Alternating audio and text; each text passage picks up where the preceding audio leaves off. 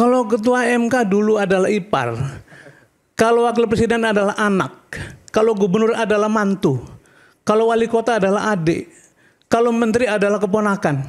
Ini negara apa? Nah, inilah republik yang memuliakan para koruptornya, tapi meminggirkan para oposisi, meminggirkan para kritikus. Kritikus itu dianggap sebagai jenis makhluk yang mengancam kedaulatan negara. Kembali di Rakyat Bersuara di sesi terakhir, saya ingin memberikan kesempatan pada Pak Sudirman Said, Menteri ESDM 2014-2016. Waktunya 1,5 menit, tapi untuk Pak Sudirman Said boleh lebih sedikit lah, silakan. Silakan Pak Sudirman. Terima kasih. Closing statement. Pertama saya ingin menekankan kasus sebesar ini itu tidak mungkin berjalan secara otonom. Pasti sendirian, nggak bisa. Oke, nggak mungkin. Yang kedua, saya juga ingin mengulang lagi bahwa beresan mafia itu bukan soal teknis, bukan soal hukum, tapi soal kelurusan pemimpin negara. Yang ketiga, saya pengen ngajak teman-teman berenung nih. Saya ingin mengulang pertanyaan, ini negara apa? Ini bangsa mau kemana gitu? Kan ada lagu terkenal itu kan, bayar gitu kan. Sekarang ini yang bayar nggak cuma polisi. Mau masuk menjadi vendor, jangan-jangan bayar juga tuh. Bukan hanya ke Pertamina, oknum, tapi juga ke pejabat BUMN, paling saya tidak tahu. Mau ngubah undang-undang minerba jadi seminggu selesai, bayar juga tuh. Betul nggak? Ngubah undang-undang BUMN, bayar juga. Mau ngubah undang-undang yang mengatur usia calon wakil presiden, bayar juga. Bahkan pakai perjodohan tuh. Jadi saya ingin bertanya, ini negara sedang mau kemana gitu? Mau ngubah selaut menjadi bersertifikat, bayar itu. Jadi saya pernah bekerja di Aceh, teman-teman sekalian. Pada waktu tsunami terjadi, tentu saja kita sibuk membagi makanan, membagi selimut segala macam. Tapi kalau waktu itu semuanya sibuk membagi selimut, mungkin Aceh tidak terbangun seperti sekarang. Harus ada orang tertentu yang menjaga jarak, kemudian merancang keseluruhan. Sekarang ini kalau semuanya berdebat soal hari ini, mungkin kita bubar gitu. Karena itu harus ada pikiran-pikiran yang jauh lihat ke depan. Kita mau kemana sebetulnya gitu. Kalau dibiarkan terus-menerus seperti ini, saya khawatir kita makin ketinggalan. Dan di antara yang hadir sini adalah ada wakil dari teman-teman yang sedang dalam kekuasaan. Kita berdoa mudah-mudahan Pak Prabowo ini betul-betul sungguh-sungguh untuk menata ulang. TAP MPR nomor berapa yang tahun 1998, Mas Ferry? Mengenai penyelenggaraan negara yang bebas dari korupsi, kolusi dan nepotisme. Bersih dan bebas KKN. Kalau ketua MK dulu adalah ipar, kalau wakil presiden adalah anak, kalau gubernur adalah mantu, kalau wali kota adalah adik, kalau menteri adalah keponakan. Ini negara apa? Ini negara apa? Jadi saya ingin mengingatkan kembali, ayo kembali pada kewajaran semuanya. Kalau tidak, cerita ini hanya mengulang, pemainnya berganti, tapi kelakuannya sama. Harap dicatat bahwa menjelang pembubaran Pertral pada waktu itu hampir saja digagalkan. Oleh siapa? Oleh yang punya kekuasaan. Apakah ini akan terjadi? Kita tunggu, mudah-mudahan Pak Prabowo tidak demikian. Memberantas korupsi, menegakkan hukum, menegakkan keadilan itu lebih dari sekedar pidato membahana. Tapi harus dengan tindakan-tindakan nyata. Terima kasih. Oke, Bung Ferry silakan. Karena tadi ada sifat pertanyaan dari Pak SS, saya jawab, ini negara siapa? Berdasarkan pasal 33 Undang-Undang Dasar 1945, ekonomi itu disusun sebagai usaha bersama berdasarkan azas kekeluargaan. Nah, ini negara kekeluargaan Republik Indonesia, Pak. Karena semua keluarga dipakai untuk seluruh jabatan, ya. Dari yang besar-besar sampai yang kecil-kecil. Saya ingin kembali kepada konteks, tidak mau meninggikan ton tapi bicara substansi. Tadi debat Bang Hendar Sam dan Bang Rey bagus kalau kita mau telaah ketentuan undang-undang. Kasus ini mudah untuk dibongkar. Di dalam ketentuan Undang-Undang BUMN itu semua proses harus taat ADART. Itu ketentuan Undang-Undang BUMN. Kalau kita telusuri apakah apa yang diperintahkan di ADART itu dilaksanakan atau tidak, akan ketemu tuh siapa pelaku, siapa biang, siapa yang kemudian tahu informasi dan segala macamnya. Tinggal urusan aparat penegak hukum yang kata beliau, ada niat atau tidak, ya, ada kelurusan atau tidak dalam menyelenggarakan negara. Kalau kita bongkar akan terlihat. Jangan fokus ke Ahok. Kalau Ahok pun tinggi suaranya, biarkan saja. Jangan terlihat kesan yang timbul adalah mencari kesalahan-kesalahan orang lain, tetapi substansi tidak dikejar. Saya berkeyakinan kalau teman-teman di pemerintahan serius, maka proses di ADART itu akan ditelusuri. Kita akan ketemu di sana. Pasti ketemu. Kecuali memang ini mau menutupi berbagai kepentingan hanya untuk sekedar masuknya pemain pengganti agar rampok-rampok baru tetap berkuasa.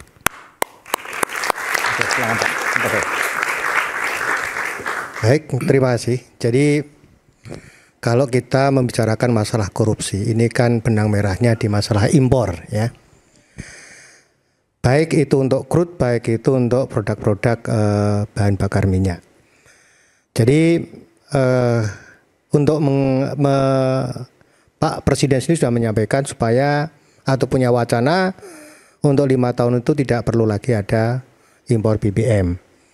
Itu yang pertama. Terus kedua, beliau juga mendukung supaya pemanfaatan biofuel, ya. Ini adalah sebagai suatu bentuk untuk mengurangi impor dan tentunya juga untuk meminimalkan tindak-tindak yang berkaitan. Tapi korupsi ini Anda meyakini bahwa ini akan tuntas? Kasus korupsi ini ya mestinya harus dituntaskan. Oke, Anda nggak yakin berarti ya? Karena harus dituntaskan dengan beberapa tadi, misalnya naikkan lifting itu supaya kita tidak import crude. Pemanfaatan biofuel. Bukan kasus korupsi kan kasus hukum ya Pak, nggak ada kaitan dengan teknis. Maksud saya begini, betul. Jadi itu secara teknisnya itu juga harus. Anda kan lama di Dewan Energi Nasional. Anda meyakini nggak kalau kasus ini akan tuntas? Saya yakin kasus ini akan tuntas. Baik, terima kasih Pak. Bung Ade, silakan. Ya, saya hanya ingin mengajukan saran kepada Pak Ahok. Pak Ahok, dengarkanlah harapan dari orang-orang yang selama ini sudah percaya pada Anda. Ya, Anda itu bisa punya peran yang sangat besar dalam menuntaskan atau mengembangkan pembongkaran korupsi mega di Pertamina ini. Kalau Anda bersedia untuk menyampaikan kepada pihak yang berwenang informasi-informasi yang dapat membantu pihak kejaksaan untuk menyelidiki apa yang sebetulnya terjadi. Anda sudah menunjukkan bahwa saat ini diperlukan apa dia sebut harimau sesungguhnya, bukan harimau sirkus. Orang tuh harus dengan berani menyampaikan informasi-informasi tanpa rasa takut, karena ini akan membantu kita semua untuk memahami kejahatan di Pertamina tersebut, ya. Jadi sampaikan saja, saya tahu bahwa ini berisiko, saya tahu bahwa Pak Ahok mungkin akan terancam kali jiwanya, tapi ya sampaikan saja apa yang sudah diketahui. Itu yang pertama. Yang kedua adalah saya berharap sekali Kejaksaan Agung menjadi aktor utama yang akan menuntaskan kasus korupsi ini. Seperti tadi ditanyakan oleh Aiman, apakah kita yakin bahwa ini akan bisa selesai gitu ya? Saya percaya ini bisa selesai kalau Kejaksaan Agung memang secara sungguh-sungguh menjalankan perannya. Ketiga adalah dalam hal ini perlu ada support sepenuhnya dari Pak Prabowo. Pak Prabowo sudah berulang kali menunjukkan komitmennya untuk memerangi korupsi di Indonesia. Korupsi di Indonesia adalah extraordinary crime, adalah kejahatan yang luar biasa. Karena itu Pak Prabowo harus menunjukkan bahwa dia sungguh-sungguh. Dan terakhir tentu saya berharap Pak Jokowi bisa membantu, ya, karena Pak Jokowi biar bagaimanapun adalah orang yang masih punya pengaruh besar di kalangan masyarakat untuk bisa menuntaskan korupsi ini. Baik. Ya. Saya kira saya nggak kebagian lagi. Tadi ada pertanyaan dari Mas Sudirman, ini negara apa gitu ya. Saya juga nggak tahu Mas Sudirman, sebab kita ini melihat ya, di Republik ini para koruptor terkadang jauh lebih mulia dibandingkan pada kritikus politik gitu. Para koruptor dihukum ringan, balik dari penjara, bisa jadi pejabat lagi. Di beberapa pilkada mereka terpilih kembali yang menjadi anggota DPR. Bung Aiman kadang-kadang manggil juga datang di forum ini untuk berbicara begitu ya. Dan umumnya yang Bung Rey mereka tidak mau pernah satu panggung dengan mereka. Iya, saya udah sampaikan itu kepada Bung Aiman. Kadang-kadang lepas juga.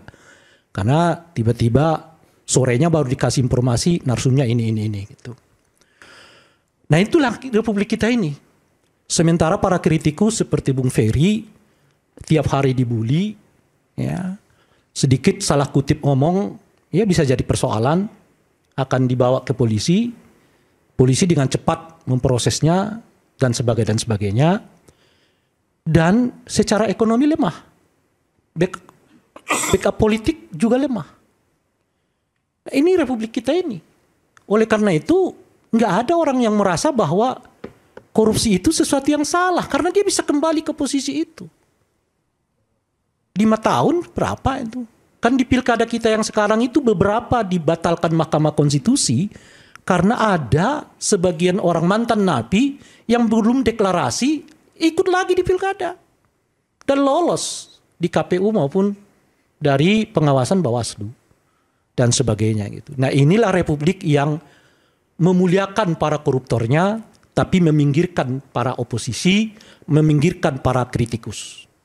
Kritikus itu dianggap sebagai jenis makhluk yang mengancam kedaulatan negara, mengancam keutuhan negara, ya, sehingga dikirim buzzer untuk menyerangnya. Lihat sedikit ada pernyataan dia, silap saya sedikit, langsung polisikan.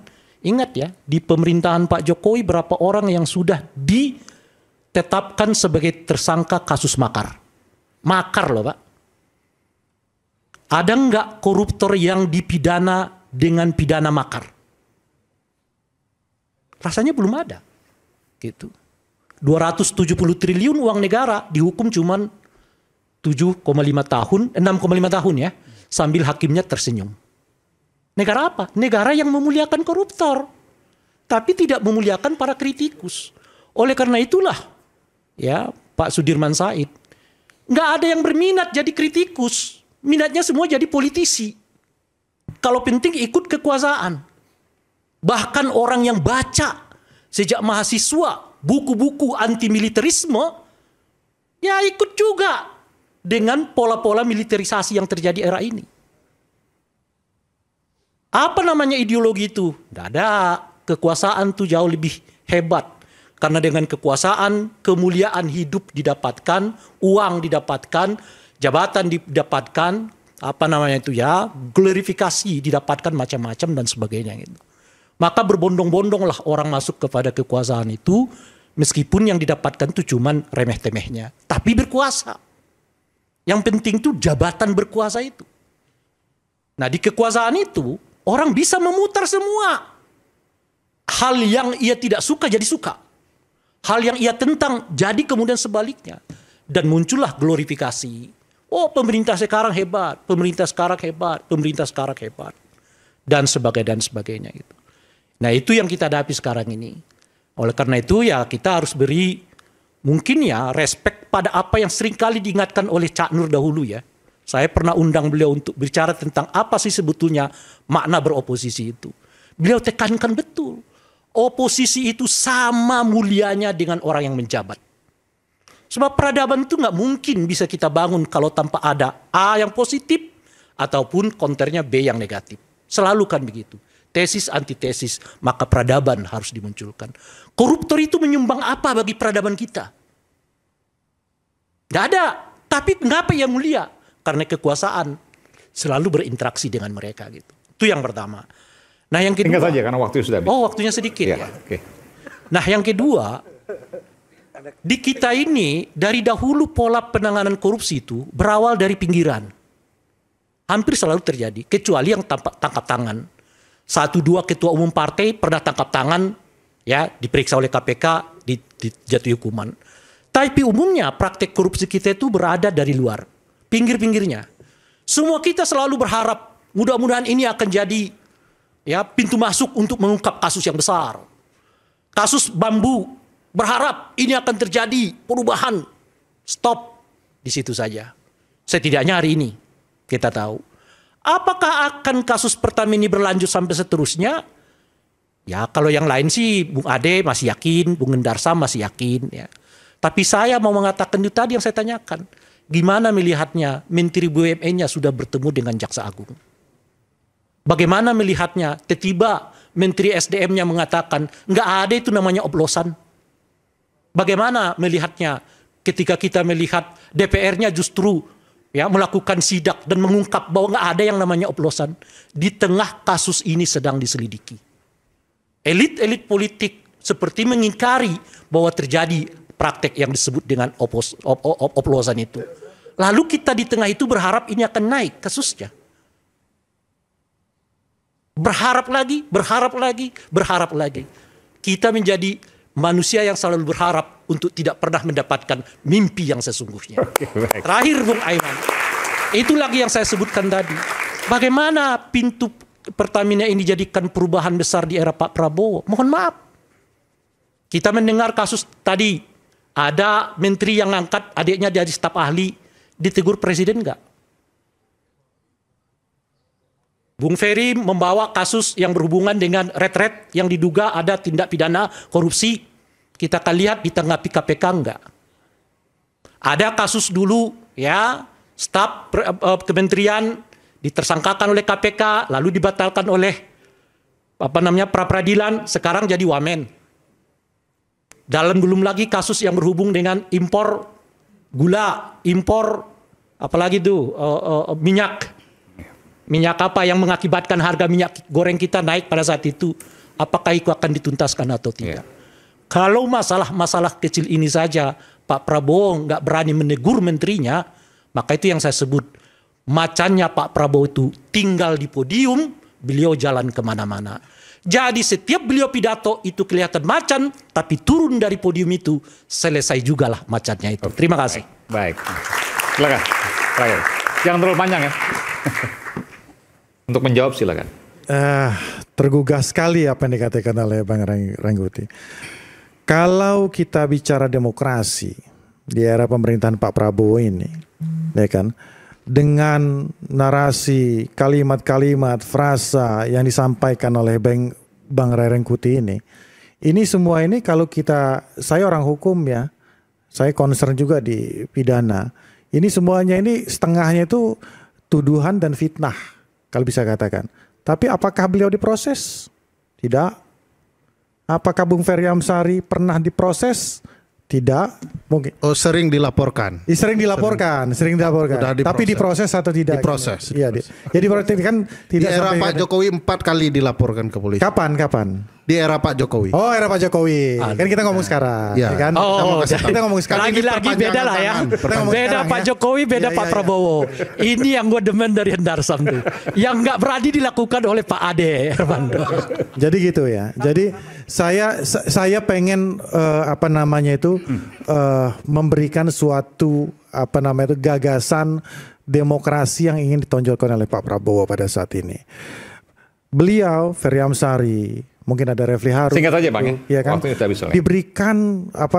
Diberikan ruang yang seluas-luasnya untuk memberikan pendapatnya. Kadang pendapat itu bisa benar, bisa salah, bisa mempengaruhi masyarakat, ya kan, teracuni oleh hal-hal seperti itu yang kadang-kadang juga menurut saya itu tidak tepat. Tapi itulah demokrasi. Beliau pegang itu yang pertama. Yang kedua, kalau kita bicara masalah penegakan hukum, ini bagaikan ice breaking dari gunung es yang selama ini kita tahulah Riza Khalid itu dari zamannya Pak Sudirman Said, mungkin beliau lebih tahu kiprahnya bagaimana, ya kan? Baru di pemerintahan Pak Prabowo ini bisa terlaksana. Harusnya kan diapresiasi dong. Nah itu satu, apresiasi kepada pemerintahan beliau, apresiasi kepada aparat penegak hukum yang ada, apresiasi kepada Dirut yang baru membuka hal yang sebagainya. Tapi tiba-tiba ya kan? Jangan sampai ada orang yang saya katakan tadi, maaf banget ya, pahlawan kesenian datang pengen mecat-mecat orang. Itu yang namanya Ahok itu loh. Maksud saya. Jadi mawas diri bahwa diam saja. Aparat semua udah bekerja. Kalau mau ikut kontribusi, makanya kenapa masyarakat dan beberapa pihak dari orang-orang hukum mengatakan ngapa nggak ngomong dari dulu, itu karena reaksi dari beliau. Saya ya bisa mungkin merasakan bisa salah bisa betul. Ini kan sikap defensif sebenarnya. Daripada gua diserang duluan, lebih baik kayak gua ngegas duluan kan kayak gitu kan. Nah, gitu loh. Nah, ya sedikit lagi. Over banget kita nih. Sedikit lagi. Over banget kita. Nah, sedikit lagi, ya kan. Biarkan pemerintahan Pak Prabowo ya kan jalankan tugas penegakan hukumnya ya kan aparat penegak hukum, jangan yang lain sok ikut-ikutan mau jadi pahlawan. Kalau mau kasih kontribusi sebelumnya, kalau mau kasih kontribusi yang sekarang monggo kita buka seluas-luasnya. Tapi nanti sorry saya tambahkan. Tapi kalau nanti menyasar kepada kader partainya sendiri, jangan dibilang ini politisasi lagi gitu loh, maksud saya, ya kan? Silakan, singkat saja 1,5 menit. Ya, kalau disampaikan tadi bahwa Pak Ahok sudah siap kalau dia diperiksa oleh kejaksaan, artinya siap bekerja sama untuk membongkar menuntaskan kasus korupsi ini.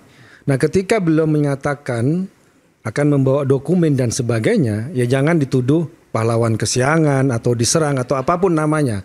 Jadi pertama. Kemudian kedua adalah PDI Perjuangan juga melihat kasus ini juga ada perbaikan di tingkat politik. Makanya Mas Darmadi Durianto mengusulkan di DPR itu membentuk panja untuk membongkar seluas-luasnya kasus ini. Ya, kemudian juga anggota DPR dari fraksi PDI Perjuangan, Mas Mufti Anam juga bicara soal kompensasi.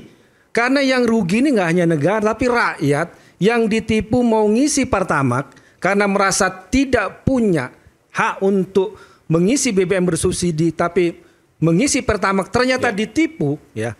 Ini juga harus ada kompensasi berapa motor, berapa mobil yang rusak gara-gara Pertamaxnya dan itu disampaikan di DPR. Dan itu disampaikan di DPR. Nah, kemudian ke depan saya kira untuk apa yang disampaikan Pak Ahok ya tentang perbaikan, bahwa untuk soal harga harus transparan, harus masuk dalam e-katalog. Untuk perbaikan ke depan menurut saya ini sangat penting agar kita melihat lagi Pertamina bisa berhasil. Seperti sampaikan tadi, zaman Pak Ahok, laba Pertamina 4,4 miliar dolar. Itu terbesar dalam sejarah.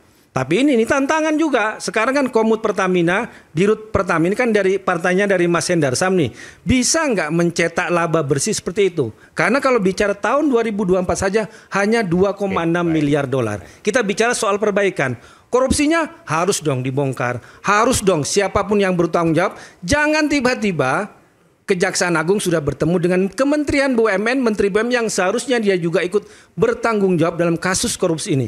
Pak Ahok firm, dia akan hadir kalau diperiksa dan dia akan membawa dokumen dan tidak hanya dia yang harus diperiksa, tapi semua yang terlibat, semua yang bertanggung jawab. Jangan sampai ini hanya menjadi ganti pemain saja. Yang lama ditebang, nanti muncul yang baru memainkan peran-peran yang sama. Ini yang kita tidak. Intinya semua harus dibongkar, tuntas dan lepas. Tidak boleh ada yang ditahan, tidak boleh ada politis, apalagi menyasar kelompok-kelompok tertentu. Kita bertemu di Rakyat Bersuara pekan depan. Sampai berjumpa. Salam. Thank you, Pak.